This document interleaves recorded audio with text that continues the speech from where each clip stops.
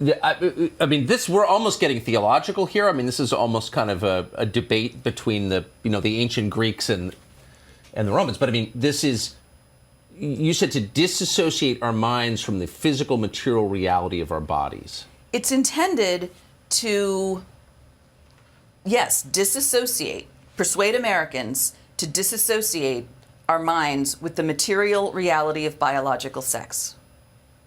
And it's winning. It's working because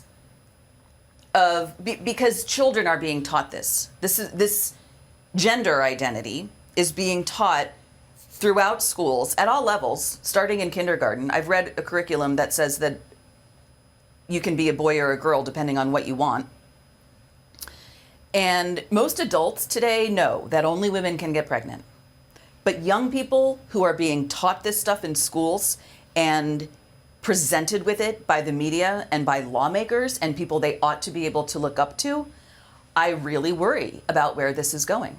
So it's a very cohesive worldview or philosophy that is being imposed on the country by a small number of people. You're describing it really precisely. Well, I want to say, though, if I can just interrupt, I want to stop saying that it's being imposed by a small number of people. And here's why. Most Americans across the political spectrum think or seem to think that there is some coherent category of people for whom sex is irrelevant. That is not true. Every single person is either female or male.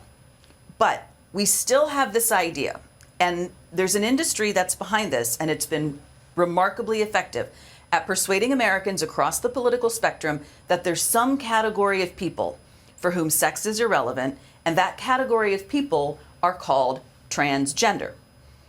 But every single person who calls themselves transgender is either female or male. So I don't want us to think that there is some category of people called transgender, because it's not true. All people exist, all 7 or 8 billion of us, or however many there are of us now.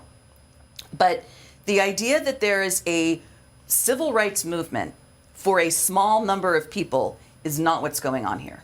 And I think even though Democrats have been pushing that narrative, I mean, they have, clearly, Republicans, I think, to a certain extent, have been guilty of accepting. Well, sure, because the idea is, look, there is some tiny percentage of people, there really are a small minority, but they're suffering with these biological anomalies that make them both male or female or indeterminate, and it's on their behalf that we're doing this. That's a very different thing. So there is a very small group of people who have differences of sexual development, meaning their chromosomal makeup varies from the typical XXXY. Right. All of those people are also either female or male. Huh. Every single one of them. There's no such thing as a third sex. Sex is determined solely by gametes. And even if there is a tiny group of people who have anomalous chromosomal makeups, which there are, all of those people are still either female or male. And I have heard advocates for that community get really upset when so-called trans kind of props them up to justify this other thing. Now, you also said there are people who are suffering, which is true. There is a small category of people who genuinely believe that they are the opposite sex. Yes. It has become my view that the most compassionate thing that our society can do for people who are that deluded is help them accept themselves as they are, not encourage a lifetime's worth of hormones and cosmetic surgeries. I'm sorry, we're kind of all over the place here, but I wanted to jump in. No, we are, but it's, I'm sorry, I'm too interested in this. I'm asking you too many questions, but I can't control myself. Well, I wanted to just jump in because you said that society is being completely transformed by the interests of a small group of people. No. I That's actually meant happening. not in the interest of a small group of people, but by a small and determined number of activists who, through pure aggression and singleness of intent, have kind of molded us to their will. And it scares me that could happen on any subject, because it's not democracy at all. But I have to just wonder about motive. Like, what is the point of all this? Do you have any sense of that? I mean, I think that there are questions that our society has done a terrible job of ignoring that we have to be asking. So, for example, there was a movement, and it's been largely successful, that we called the gay rights movement. Right? This is a movement to protect the rights of lesbian, gay, and bisexual people. We all know that sexual orientation is grounded in the material reality of biological sex. Whatever anyone thinks about same-sex marriage, I don't care. Set that aside, right? Whatever one thinks about marriage, straight people are attracted to members of the opposite sex. Same-sex gay people and lesbians are attracted to members of the same sex. Bisexual people are attracted to both sexes. All of it is grounded in the material reality of biological sex. What's the T doing there? Is anyone asking that question? Does anyone ask themselves that question? Do rank and file Democrats ask that question when they advocate for rights of LGBT people? Do Republicans ask that question when they want to complain about the rights of so-called LGBT people? What's the T doing there? I mean, that's really a top, and I know a number of gay men who ask that question in private. I can promise you that, and with some great hostility, actually. They're not into it at all. But maybe that's a job for, high visibility gay people to bring this up. I never hear anybody do it. They're working on it. There's a group in the UK called LGB Alliance, which is very much about doing exactly that. And there's an American chapter, LGB Alliance. It's just, they're new. Most of us haven't heard of them. But they very much take this position that it's very important to advocate for the rights of same-sex attracted people, separately from TQIA+++, whatever any of that might mean. But still, why? Why is the T attached to it? Where did it come from? Exactly. It has nothing to do with same-sex attraction. Nothing to do with it whatsoever. So I make the argument in my book, I don't know how persuasive I am, but I make the argument that we're going to go back a little bit here, starting in the 1960s with postmodernism in the academy that developed into so-called queer theory. A lot of people may not have heard about queer theory. It says a lot, but one of the core aspects of so-called queer theory is that sex is not a binary, and that if we can only queer the binary, all the problems will go away. Now, I think that they were smart enough to know that if they tried to sell ordinary Americans on the idea that sex is not a binary, they would have failed spectacularly, because all Americans know how babies are made. So they had to make something up. And the word that they made up is transgender.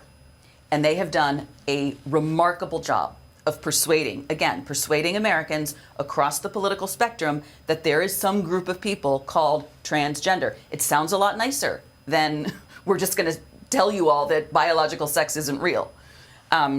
So they made it up. So last question, I don't know the answer to this, but that's such a dark project. Like, why would you want to convince people that biology wasn't real? I'm wondering if the motive was an emotional motive to, just to destroy, or if there's some other agenda that I haven't thought of, but like, why would you want to do that? Who benefits from putting an entire generation's worth of young people on a lifetime's worth of hormones? Now you're getting into my world. Right? Well, you answer the question. Who would benefit from that, Kara? Of course pharma benefits from that. Who benefits from encouraging people at any age to get a completely medically unnecessary cosmetic surgery? And to be clear, that's what we're talking about here. We're talking about cosmetic surgery. Of course, yes. Who benefits from that? Well, the surgeons who perform it and the medical supply companies. Yes. So there's a guy named John Stryker who founded something called the Arcus Foundation. He's a multi-bajillionaire. And the Arcus Foundation gives grants almost exclusively for LGBTQ. If you can sell the T and the Q by attaching it to the LG and the B, you're going to have a lot more success than if you try to sell Americans on the idea that sex isn't real. Anyway, John Stryker gave the ACLU $15 million in March of 2021 to promote LGBTQ issues, even though the ACLU does very little gay rights advocacy these days.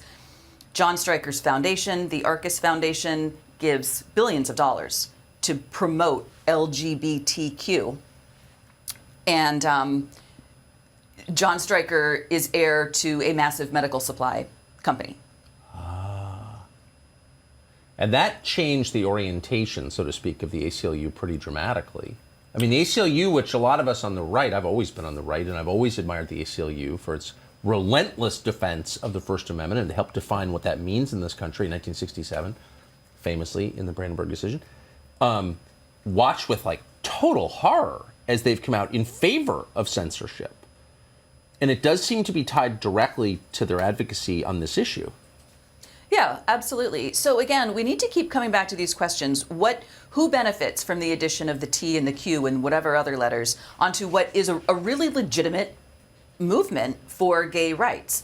Getting back to the language conversation and dissociation, who benefits if Americans can be persuaded across the political spectrum that our minds and our bodies are unrelated to one another? Yes. Who does benefit? So I've mentioned to you before the 11th Hour blog. This is a blog that is written by a woman named Jennifer Billick, who has done some extraordinary research into the money behind this, and she lays it all out. But basically, once you start looking at this, you can see that there are financial ties and other kinds of ties between corporations. I recently saw an Audi ad that talked about how it's going to be promoting gender-inclusive language. So car companies, other kinds of companies. You can get rainbow Doritos, rainbow vodka, rainbow umbrellas. Media. She's uncovered ties between the entities that promote the so-called LGBTQ and major media entities, academia, our schools, our governments. This stuff has permeated nearly all civic institutions throughout America without the knowledge of the American people, which is perhaps the most distressing thing. If most Americans learned about what is driving this, they would be horrified. And again, across the political spectrum.